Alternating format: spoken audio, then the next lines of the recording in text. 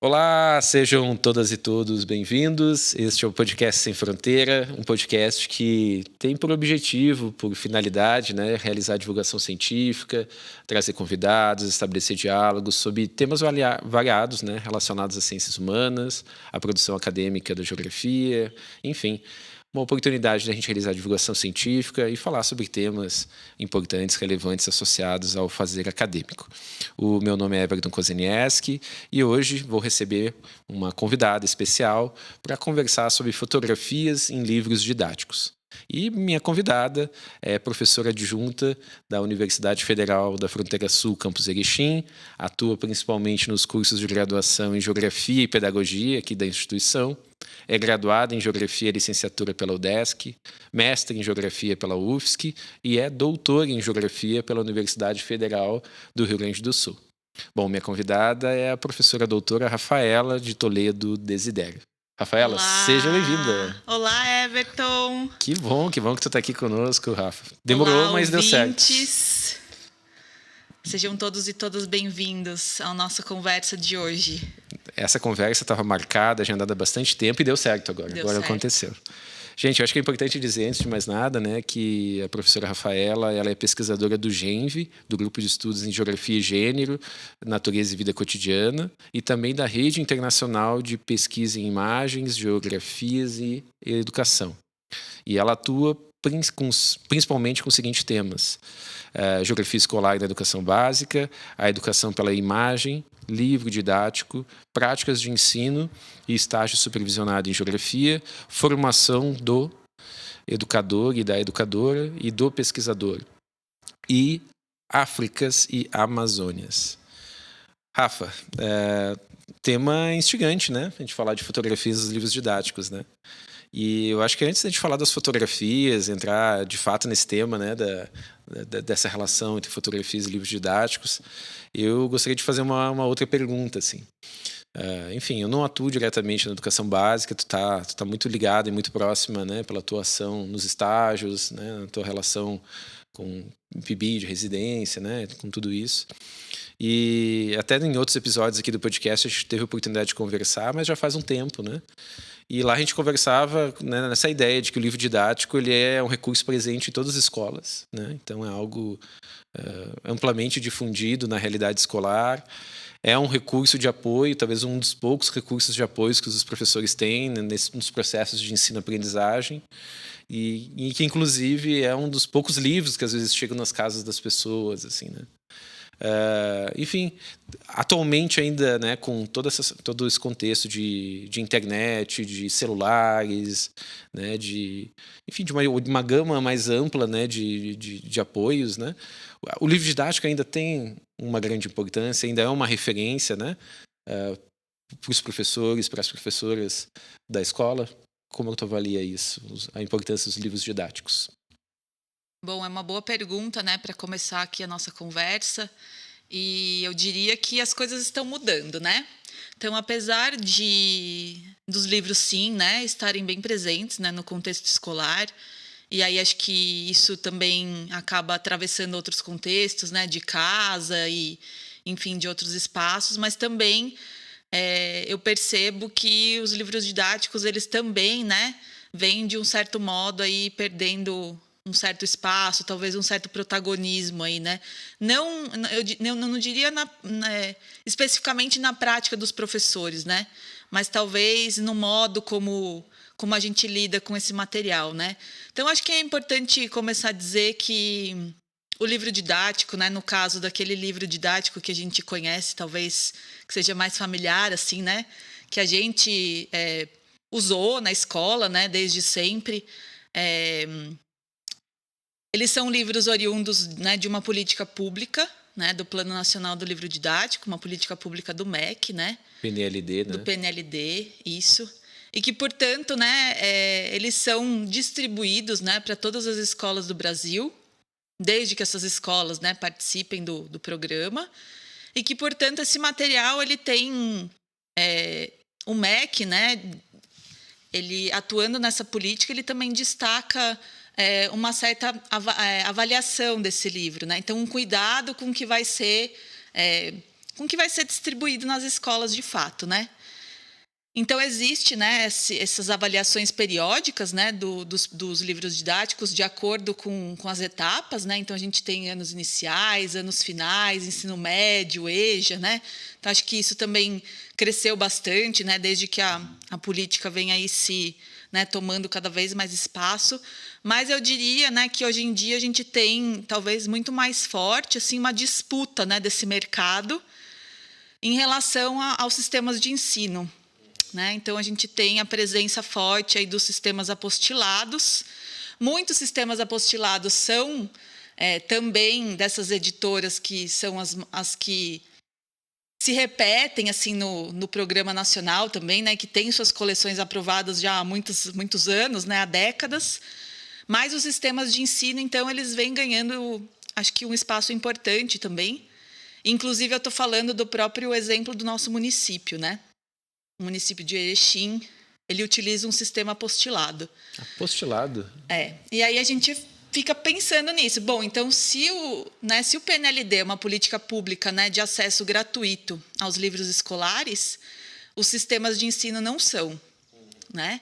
E, inclusive, os sistemas de ensino e, no caso, os sistemas apostilados, eles não passam por um processo de avaliação, assim como passam as coleções de livros didáticos que são aprovadas pelo PNLD. Então, isso também eu vejo, né, uma grande lacuna e uma grande questão. E aí eu trago, assim, para terminar a resposta dessa pergunta, Everton, a própria plataformização do ensino, que, assim, bem forte no estado do Paraná, né, que a gente tem, eu tenho amigos que trabalham lá, então isso é bem forte. E aí o que acontece com a plataformização? Né? Você também tem um não uso de qualquer tipo de livro, né? Então, é o uso de slides prontos, de materiais, que não um livro didático que é avaliado pelo Ministério da Educação. Eu acho isso bastante problemático, né? Além de todas as outras questões que envolvem essa questão da plataformização. E a gente assistiu também esse ano, né, o caso do governador de São Paulo, né? Também dizendo que não ia mais participar do PNLD. Bah. Então, a gente tem, né, essa disputa aí, né, entre o mercado editorial, né, que é o das coleções de livros, das editoras, né, que participam dos editais do MEC e que têm suas coleções, né, avaliadas e recomendadas pelo guia do estudante, né, ou pelo guia do livro didático, né, o guia que, depois de todo o processo de avaliação, ele é divulgado, né, na página, então os professores têm acesso. E então se tem essa disputa, né, em torno desse mercado, né, que é um mercado também bastante importante no Brasil, né, esse mercado de livro didático, né? Pois é, eu não tinha tanta clareza assim com relação à dimensão que estava tomando, que a gente estava, enfim, que vem ocorrendo, né, do livro ser deixado de lado, assim, a partir dessas perspectivas de apostilas e, enfim, plataformas, né? Foi interessante isso, né? E bom, a gente está aqui conversando hoje sobre o livro didático e também sobre as imagens, sobre fotografias, né? E sabe, Rafa, que pensando nesse tema, assim, quando eu pensei nesse tema, eu pensei, mas a geografia, ela é muito visual, né? A geografia, em alguma medida, ela produz uma forma de explicar o mundo que está baseado em alguns conceitos que são visuais, muito visuais, né? Sei lá, estou pensando na paisagem, né? Ou mesmo a forma como a gente encontra, né, para representar aquilo que a gente estuda, que a gente, né, faz, como a gente representa, né, sei lá, croquis, imagens de satélite, fotografias, né, tudo isso, né? E bom, mas eu gostaria de te ouvir, assim, e ver a partir da tua perspectiva, né, o que tu entende a partir dos teus trabalhos, dos teus estudos, né? Como tu vê essa importância das imagens para o fazer acadêmico e escolar, assim, associado à geografia? Bom, primeiro eu concordo contigo, né, em relação a esse campo do conhecimento, né, que é a geografia, e o quanto a geografia lança mão, né, dessas obras visuais para de fato explicar mesmo, né? Então essa tentativa de tornar talvez menos abstrato, né, isso que a gente chama, né, que é o nosso, né, nossa principal o que a gente se debruça, né, que é entender um pouco sobre essa produção de pensamento sobre espaço, né, como se pensa sobre espaço geográfico. E aí, né, historicamente, a gente tem essa ideia de que é possível, né, representar esses espaços, né? Então, a geografia, ela sempre, né? Então, a gente está falando aqui, né, de uma geografia como ciência, claro, né? Mas a geografia, então, inclusive, ela demonstra também, acho que, né, um pouco desse poder que ela exercia, né, do ponto de vista de uma busca de uma unidade nacional, né? Então essa ideia de que eu tenho um mapa, né, que é possível que eu conheça, então visualmente aquele espaço que eu domino. Então eu acho que a geografia tem, né, uma relação íntima. Talvez uma relação bem forte com essa questão visual, né? Então, aí a gente também tem um limite, né? Porque a gente está tratando também, então, de algo que a gente pode enxergar, né? Que a gente pode visualizar. Então, eu diria que tem outras formas, né? De se expressar ou de expressar aquilo que a gente pensa sobre o espaço, mas que a geografia, sim, né? Ela tem esse viés bastante imagético, né? E talvez seja algo que faça parte mesmo da cultura visual, né? Do mundo que a gente, né, vive, do mundo que a gente organiza, que está bastante atrelado ao visual, né? Então, aquilo que é possível ver e, portanto, aquilo que é possível ver talvez seja mais fácil de provar, né? Então, aquilo que eu estou vendo, aquilo que eu posso registrar, tem um caráter mais próximo do que é um documento, né?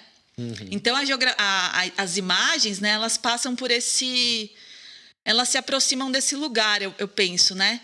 Que, ao mesmo tempo que as imagens possibilitam, né, esse olhar, ou essa possibilidade de enxergar diferentes realidades, daí eu estou falando aqui de realidades entre aspas, né? Estou fazendo...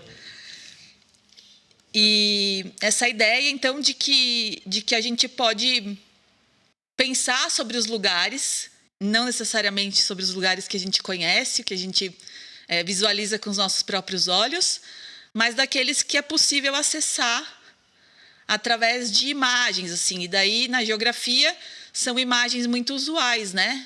As fotografias, os mapas, né? Diferentes mapas. E agora, né, imagens de satélite, essa possibilidade de acessar imagens de satélite, né, no Google, enfim. Então, eu acho que as imagens, nesse contexto da geografia escolar, principalmente, né, do que a gente está falando, elas operam nesse lugar do documento, né, de uma prova visual da realidade. Muito interessante, assim, né, Rafa? Não tinha pensado nesses termos, assim, né? Talvez os historiadores seja a fonte documental, né? Pra gente, né? Pra nós geógrafos, né? Esse papel do visual cumpre essa tarefa, assim, né? De ser algo, um registro, né? Um registro de verdade, sei lá, né? Ou de retratar algo... Uma comprovação, né? Uma comprovação, ótimo. Né? Então, eu vou para um lugar, se eu tiro uma foto naquele lugar, eu posso provar que eu fui naquele lugar. Sim, né? sim. Então, a fotografia, ela tem esse caráter de registro, né? Mas, ao mesmo tempo, ao ter esse caráter de registro, ela também nos leva para determinados lugares bastante específicos, no sentido da... Eu vou já chegar aqui no lugar que as nossas imaginações geográficas têm, né, em relação a essa produção de pensamento sobre o espaço. E como é que ele vai funcionar aí, né, no caso da geografia escolar e da própria geografia científica, eu diria, né? E bom, Rafa, como é que as fotografias, especificamente, né, dentro do universo das imagens, assim, como é que elas vão parar no livro didático, assim? Como é que se dá esse processo, assim? Bom, essa é uma boa pergunta, né? Eu também, assim, eu vou falar um pouco do que eu pesquisei, né? Do que eu sei de pesquisas, assim, que eu fiz. Mas eu já vou indicar aqui um artigo, né? Que é oriundo de uma entrevista que foi feita pelo professor Venceslau de Oliveira Júnior, da Unicamp. E, na época, né? Uma orientanda dele, que é a Elaine dos Santos Soares, que ela estava fazendo um TCC, né, sobre fotografias em livros didáticos, e ela entrevistou um autor de livro didático e eles mostram nessa entrevista um pouco de como é que é esse processo em relação às imagens, né? E aí, imagens, a gente está falando de um universo, né, de produções visuais, né? Não só a fotografia, mas também os mapas, os gráficos, os infográficos, né? Tudo que tem mesmo um caráter imagético, né? Mas como é que uma imagem vai parar no livro didático, né? Então, ele conta um pouco para a gente nessa entrevista que, ao escrever, né, ao decidir ali o que é que ele vai tratar, o que ele vai abordar nos diferentes capítulos, nas diferentes unidades, né? Não é ele que escolhe as fotografias. Então, ele manda para a editora, né? E aí tem, né, um setor específico, né, da editora que trabalha com essa questão das imagens. Então, ele pede, eu quero uma fotografia que mostre isso, isso, isso, né? Então, no livro didático, a fotografia ela tem muito esse lugar, assim, ela opera como algo que ilustra um conteúdo geográfico, né? E isso tem consequências também, né? Então, veja... O que é uma vossoroca? As fotografias, elas são, em grande medida, oriundas de grandes bancos de imagens. Vou citar alguns aqui, que vocês, né, quando folhearem um livro didático, talvez comecem a se dar conta, né? Além do título da imagem e da fonte da imagem, a gente tem também, às vezes, bem pequenininho, assim, ou do lado esquerdo ou do lado direito, as indicações ali dos bancos de imagem, né? Então, normalmente, é o Foto Arena, ou Getty Images, ou Shutterstock, não sei se estou pronunciando corretamente, mas são fotografias, né, então, oriundas desses grandes bancos de imagem, né? Então, às vezes a gente olha assim, mas parece que as fotografias elas se repetem no que elas querem dizer, né? E elas são muito gerais, assim, né? Então, elas mostram coisas muito generalizadas sobre os lugares, e isso tem consequências, né? Sobre o modo como vai se dar também uma certa educação visual, né? Educação visual, que tem muito interessante.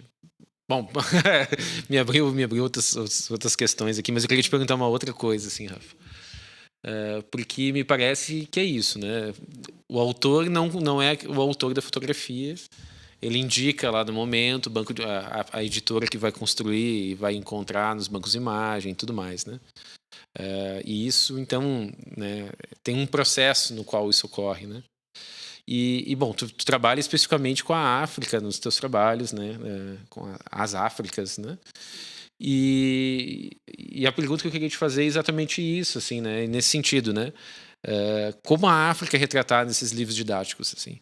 E eu te pergunto isso porque me parece que as imagens, elas não são uma forma ingênua de falar sobre o mundo, né? Elas não estão lá, assim, de uma forma ingênua, retratando, né? Como tu falou, é utilizado como forma de comprovação, mas a imagem também tem um discurso ali, né? Aí eu imagino que tenha muitas contradições, assim, né? Entre especificamente, daqui falando das fotografias, né, da África. Não sei se a gente pode ilustrar a partir disso, se faz sentido isso que eu estou colocando, assim, também, né? Sim, são fotografias bastante específicas, né? E talvez se eu perguntasse aqui para o nosso ouvinte, né? Pensa aí em África, né? Qual é a imagem que vem na sua cabeça, né? E aí vem algumas imagens específicas, né? E aí eu trago um pouco da provocação que a Doreen Massey faz, né? De que uma das formas de pensar criticamente, né, o pensamento geográfico, no sentido de também pensar numa educação geográfica, é pensar de onde vêm essas imagens, né? Essa coleção de imagens que ficam na nossa mente sobre os lugares, né? Então, isso ela diz que é uma boa forma, né, de examinar como se pensa geograficamente, né? E aí, no caso da África, são fotografias, sim, muito específicas. E aí, esse autor de livro didático ele vai dizer que, no caso da África, são menos opções ainda de fotografias nesses bancos de imagem, porque, segundo ele, ainda falta muita pesquisa sobre a África, né? Então, é algo que eu não concordo, mas que estou dizendo, né, do que ele diz. E quando tu me pergunta, né, então, como é que a África, né, é retratada nas imagens dos livros didáticos, né? Bom, então eu diria que nesse contexto bastante específico da geografia escolar, é uma África. E aí eu digo uma África porque é uma África mesmo, né, no singular. Então, é uma África, aquela África desenhada pelos europeus, que é uma das imagens que a gente tem bastante nos livros de geografia, talvez não nos atuais, né, mas que é uma imagem que era bastante presente, que é aquela ideia daquela pizza, né? Uma pizza. Pizza? Uma pizza que representa os países europeus dividindo as fatias do que é o continente africano, sim, né? Sim. E aí cada um tem uma fatia da pizza para si, né? Então cada um se torna proprietário, né, daquela parte do continente africano. Então, é essa África que aparece nos livros didáticos, essa África que só tem história e só tem geografia a partir da perspectiva do colonizador europeu, tá?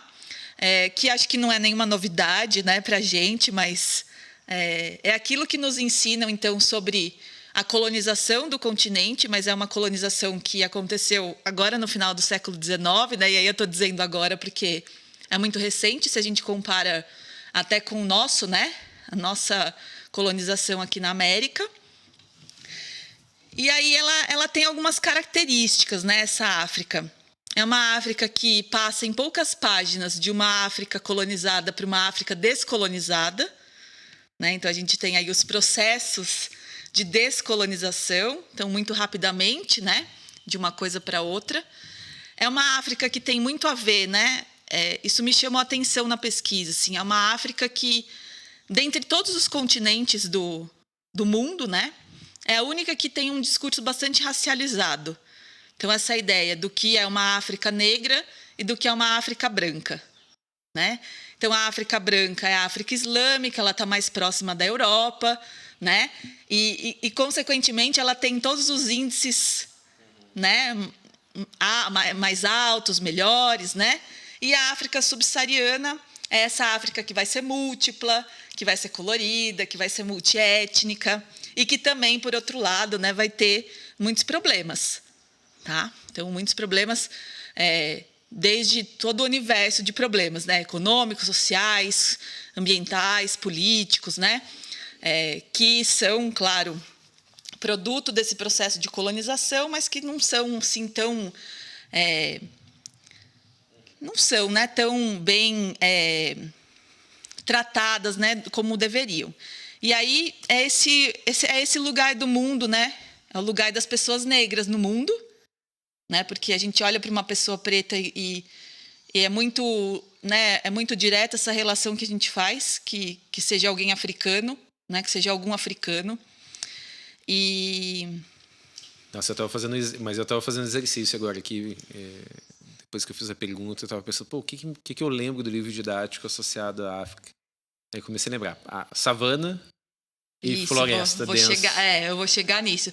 Então, aí tem também uma coisa muito específica da geografia escolar, da reprodução de uma sequência, né? Do modo como disseram para a gente que o ensino de geografia está organizado, né? Que a geografia escolar está organizada, que é aquele modelo que a gente conhece como NHE, né?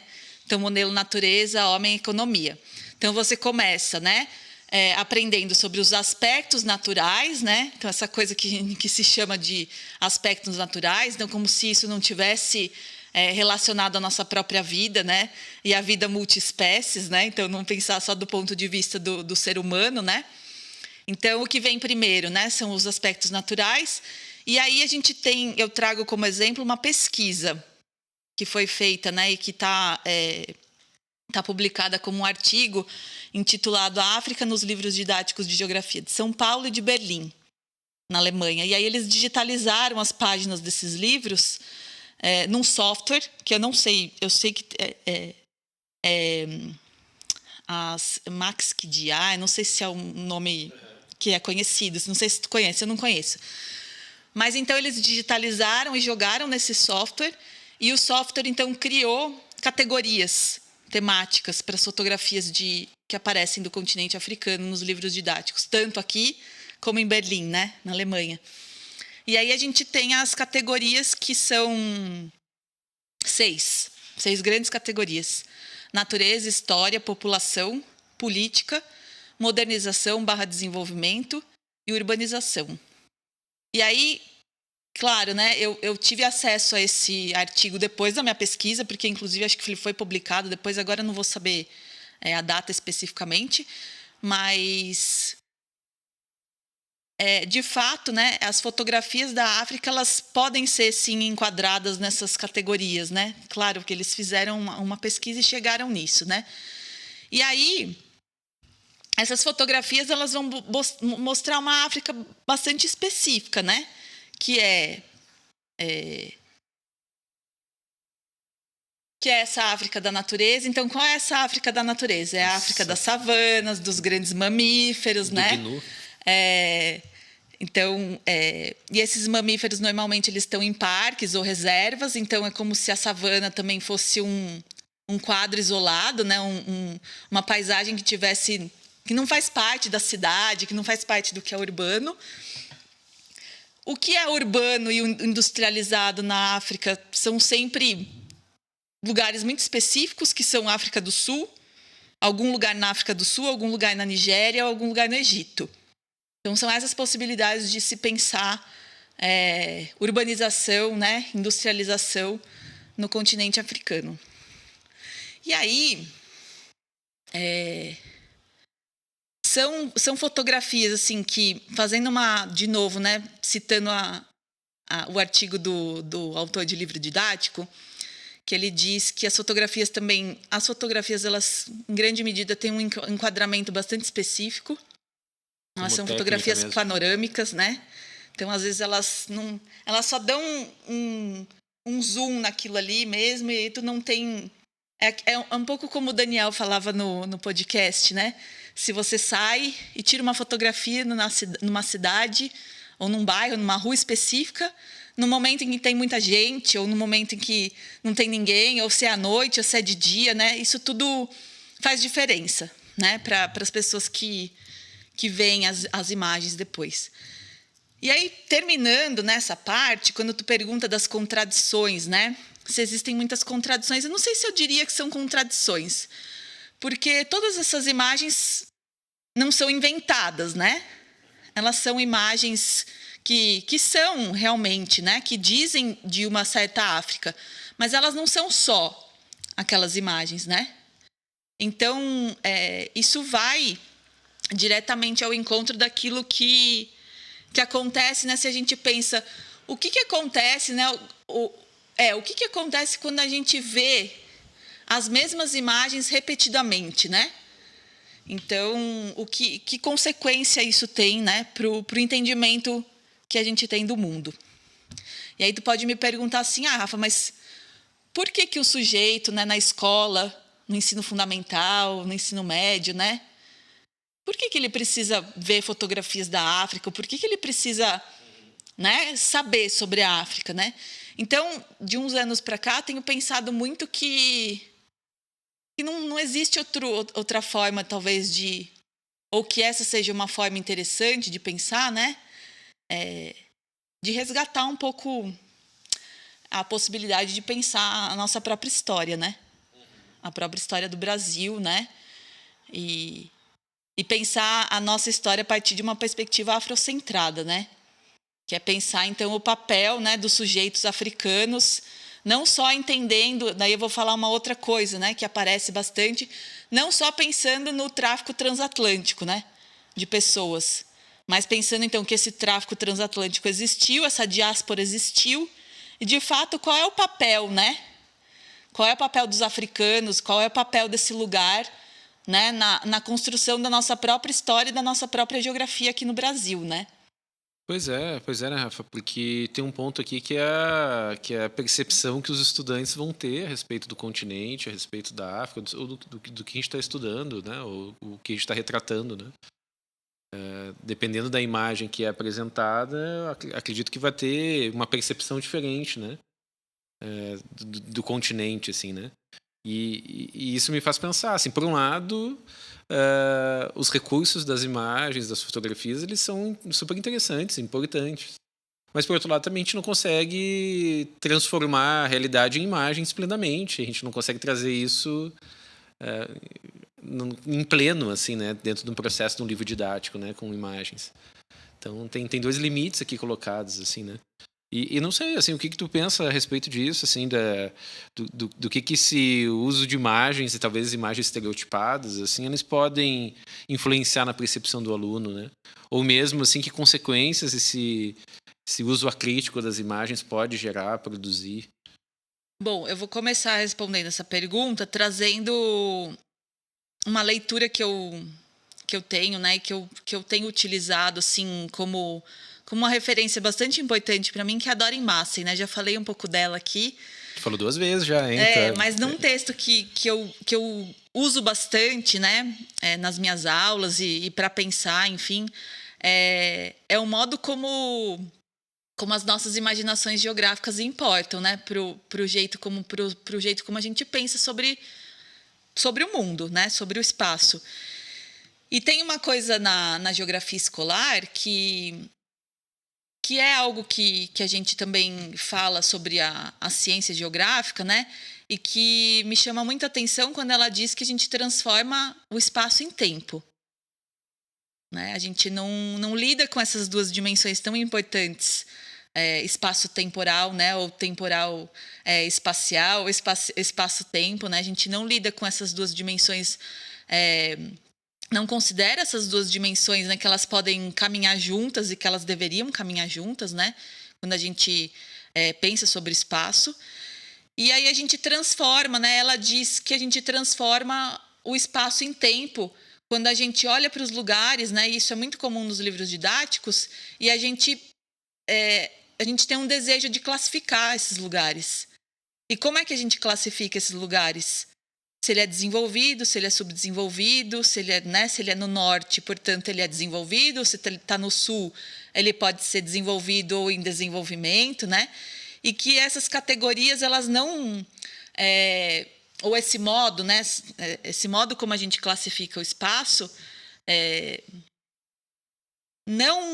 não prioriza um pensamento sobre o espaço que seja múltiplo, né? Então, ela diz que o espaço é uma multiplicidade de histórias e trajetórias até agora.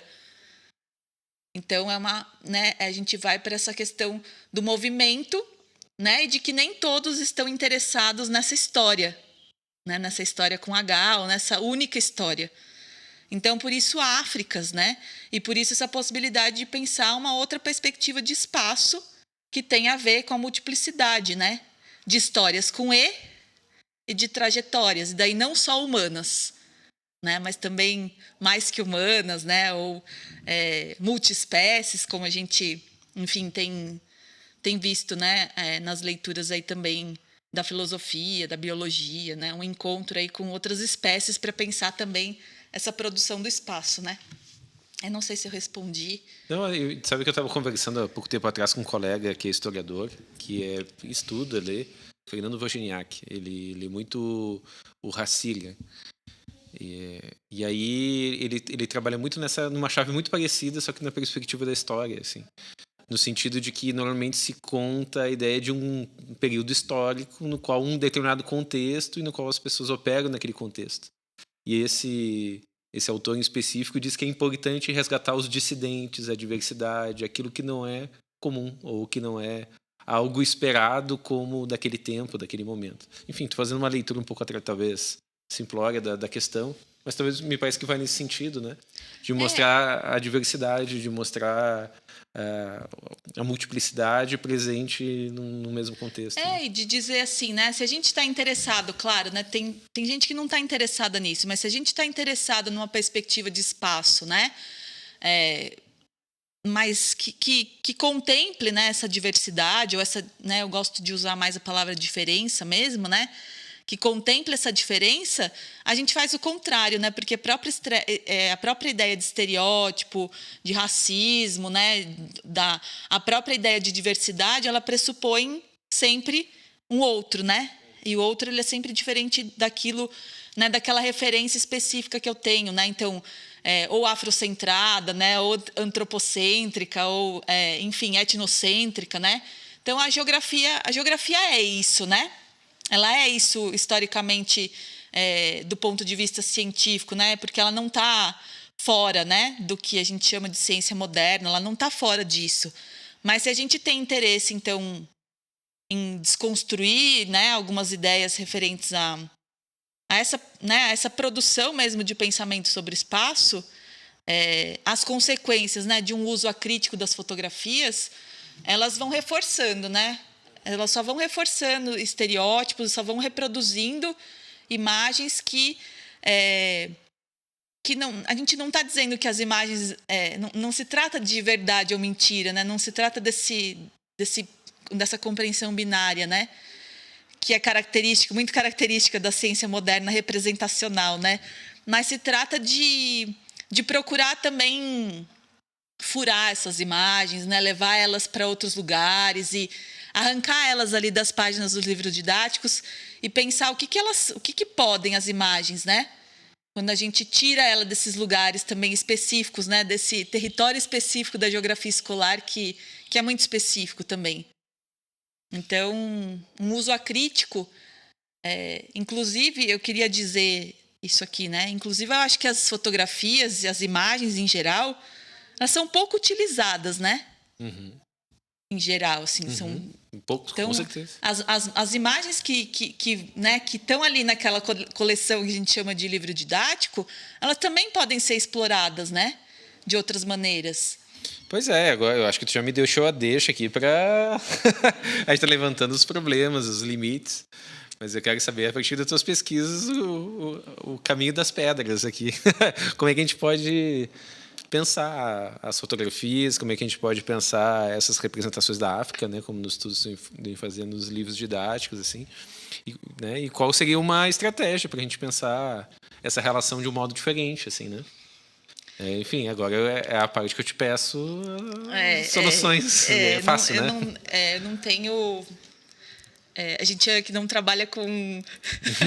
a gente não trabalha com indicações, assim, né? A gente trabalha com a possibilidade de pensar as experiências, né? Uhum. Então, eu acho que a partir do momento que a fotografia ela não é algo que está dado, né? Ela é algo que está posto, e o que eu posso fazer para pensar a partir dela, né? Para pensar com ela. Então, eu faço um pouco isso na minha pesquisa, né? De doutorado e nas minhas práticas também, né? O que as imagens podem, né? Acho que essa é sempre uma pergunta boa, assim. Uma boa pergunta. E aí... o que as imagens podem? O que as imagens podem, né? E elas podem tirar a gente desse lugar de ilustração, né? Desse lugar que ela opera... como ilustração de um conteúdo, né? Então, o que é pensar a imagem como uma obra da cultura mesmo, né? Pensar a fotografia como uma produção, né, bastante específica e que vai também carregar determinado discurso, né, determinada posição política. Então, eu acho que os exercícios, né? O exercício é uma boa palavra, assim, para abrir as imagens, né? Abrir as imagens e pensar com elas, assim. O que tem a ver com aquilo que tu falou antes da educação visual? Educação visual. Vai nesse sentido a educação visual também? Porque nós somos educados, muito educados visualmente, né? Então, toda a nossa conversa aqui é a partir de uma ideia de educação visual, né? Aquilo que eu vejo repetidamente, né? No nosso caso, aquilo que eu vejo nas aulas de geografia sempre, né? Como a África relacionada à savana, aos grandes animais, né? À pobreza, a um continente que é sempre... a África sempre leva alguns adjetivos assim, muito interessantes, né? África fragilizada, né? África em pleno século XXI, assim, né? Ainda completamente cheia de desafios, né? Como se os outros lugares do mundo não tivessem desafios também, né? E como se, né, se o continente fosse esse lugar, então, de que tudo é interessante, né? Porque me parece que é um lugar, né, bastante diverso, mas que é um lugar que está sempre por se fazer, né? Sempre por se melhorar algo, sempre as pessoas precisam, né? E como... Não estou negando isso, mas eu estou pensando, né? Os outros lugares não estão sempre em movimento também, não estão sempre, né, lidando com desafios, né? Não há lugar que não esteja essa situação colocada. Não há nada, né? pronto, né? De fato, né, Rafa? E, bom, Rafa, assim, a gente está chegando assim, já na reta final assim, da nossa conversa. Acho que esse tema e essa discussão da educação visual, essa relação da fotografia e o livro didático abrem portas para muitas outras conversas, né? Acho que essa ideia da educação visual, acho que daria um outro podcast para a gente conversar aqui. Sim. Fiquei curiosíssimo, assim, né? Mas, bom, né? Muitas pessoas que estão aqui nos ouvindo, talvez vão procurar referências, vão tentar conversar contigo, né? Mas também buscar textos, buscar livros, sei lá, filmes, textos, artigos, uma série de referências para poder pensar esse tema, né? E talvez o seu fazer também como professor, né? Então, a gente sempre termina o podcast assim, pedindo aos nossos convidados que façam algumas indicações, de sugestões, de possibilidades para continuar esse diálogo, né? Ou talvez incentivar esse diálogo, né? E, enfim, é nessa direção que eu gostaria de questionar agora, assim, né? Se tu poderia, né, nos falar um pouquinho, talvez, do que tu tá, né, dos teus trabalhos, para quem quiser conhecer um pouco mais. Isso teria referências, indicações. Sim, então tem os textos que eu citei durante a conversa, né? Dory Massey. A Dory Massey, com o texto A Mente Geográfica. Tenho a entrevista, né, com o professor autor de livro didático que eu citei, que vocês encontram na Revista Brasileira de Educação Geográfica também. Uhum. É uma entrevista, né, do professor Venceslau e da Elaine com o Eustáquio de Sene, que é um autor há décadas, né? Autor de livro didático. Tu deve ter... No meu estágio, acho que eu usei bastante. Tu deve ter usado algum livro. E aí, como eu gosto muito de podcast, né? Eu tenho escutado muitos podcasts interessantes, vou sugerir 3. Eu sugiro o Projeto Querino, eu sugiro História Preta, e eu sugiro Tramas Coloniais também. São 3 podcasts interessantes, sempre nessa perspectiva, então, de pensar, né? São 3 podcasts que trazem essa perspectiva de uma história afrocentrada, né? Projeto Quirino, História Preta e Tramas Coloniais. Olha que interessante. Esses eu não escutei. Então escute. E aí, né, eu também sugiro, assim, não vou sugerir nada especificamente, mas eu sugiro que vocês leiam literatura africana, que é muito interessante. É uma das formas que eu encontrei, assim, né, para pensar um pouco mais sobre o continente, né, a partir de diferentes pontos de vista. Filmes, né, acho que não quero fazer propaganda aqui, mas Netflix tem muitos filmes africanos. Acho que, pelo que eu estava lendo, é a plataforma que a gente acessa, assim, que talvez mais tenha produções africanas, assim, mais contemporâneas, né? Atlantique, Lionhead, enfim. E é isso, né? Entender um pouco da história do continente é entender também um pouco da nossa história, né? Parece clichê dizer isso, mas é entender, né, a participação dos africanos, né, na construção da nossa história, né? E como que eles são responsáveis aí pela produção, né, de riqueza, pela produção de cultura, enfim, né, pelo modo como a gente vive também, né? Então, eu acho que eles têm falando eles, né, mas acho que nós, né, africanos, afrodescendentes, enfim, né, a gente tem uma relação muito estreita, né, com essas histórias no plural. E é isso aí, né? Querendo ou não, né, Rafa? A gente está falando aí de um continente que tem mais de 50 países estabelecidos, 54, né? Tem mais de 1 bilhão de população, 1.300.000.000, acredito, milhões, 1,3 bilhões, né? Sei lá, 20% das áreas firmes, né? Imagina as possibilidades, né? E é o lugar de onde a gente veio, né? Assim, pensando do ponto de vista humano, né? Então dizem, né, Dizem as pesquisas que é o lugar de onde a gente vem, né? Bom, acho que a Rafa deixou para todos nós aqui alguns temas de casa, assim, no sentido de possibilidades, caminhos de continuar esse debate. E tenho certeza que ela também vai estar à disposição para conversar a partir das redes sociais, né? E até mesmo aqui dos próprias caixas do podcast aqui, de mandar perguntas, enfim, acho que ela vai estar à disposição, né, Rafa? Everton, sim, claro, eu agradeço o convite. E foi uma conversa bastante esperada, né, aqui no podcast. Mas é isso, eu espero que tenha sido minimamente proveitoso. E sim, né, a gente fica aqui à disposição para qualquer tipo de conversa. Era só o que se comentava, era essa conversa. Bom, gente, o Podcast Sem Fronteira fica por aqui, então. Obrigado pela audiência mais uma vez. E, bom, importante destacar, né? O podcast é um projeto de extensão e, como projeto de extensão, tem essa intenção de apresentar divulgação científica, de divulgar temas, de divulgar trabalhos, né, de variadas pesquisadores, mas também variadas temáticas. E, bom, nosso podcast Sem Fronteira vai ficar por aqui nesse momento, mas em breve novos episódios, novos temas, novos debates. Bom, até breve, até mais.